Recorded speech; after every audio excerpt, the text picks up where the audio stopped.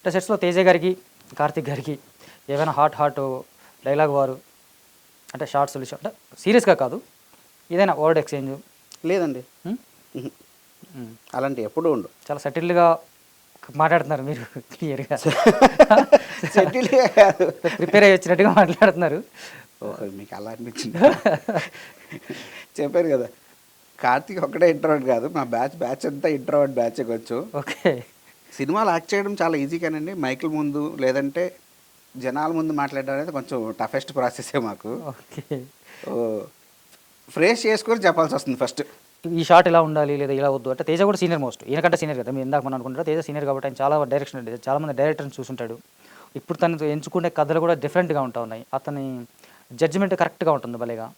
So, ఇలాంటప్పుడు నేను ఒక షాట్ చెప్తాను. నువ్వు చెప్పింది కాకుండా ఇలా అలా అనుకోవడం, సజెషన్స్ ఇచ్చుకోవడము, ఆ సజెషన్స్ మారడము లేదా ఆ సందర్భంగా ఏమైనా డైలాగ్స్ వార్స్ సీరియస్‌గా కాకపోయినా సీన్ గురించే అట్లాంటివి ఏమైనా ఉన్నాయా అంటున్నాను. లేదండి. ఎప్పుడూ నేనైతే అలా ఎప్పుడూ చూడలేదు. ఎందుకంటే తేజ గారు ఫస్టు కథ ఒప్పుకున్నప్పుడే అన్నీ డిసైడ్ అయ్యి ఒప్పుకున్నట్టే. హ్మ్. అంటే కార్తీక్ గారు కూడా కొత్తోళ్ళేం గాదు. అప్పటికే ఆల్రెడీ అవునవును. ఆయనకి డీఓపీగా ఉన్న ఎక్స్‌పీరియన్సు, వెరీ ప్రూవ్డ్ కదా! డైరెక్టర్‌గా ఉన్న ఎక్స్‌పీరియన్సు, తేజ గారికి ఉన్న ఎక్స్‌పీరియన్స్‌తో కూడా ఆయన కూడా జడ్జ్ చేసేస్తారు కదా ఇమ్మీడియేట్‌గానే. అవును. సో, వాళ్ళిద్దరికి ర్యాపో డే 1 నుంచే జెల్ అయ్యి ఉంది యాక్చువల్‌గా. అండర్‌స్టాండింగ్ క్లియర్‌గా ఉంది. ఓకే.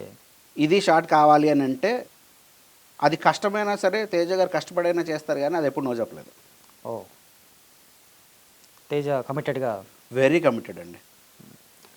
3 ఇయర్స్‌లో మీరు ఆలోచించండి. ఇంక ఆయన ఏ సినిమా ఒప్పుకోలేదనంటే, అవును. అది కూడా 'హనుమాన్' లాంటి హిట్ పడిన తర్వాత అవును.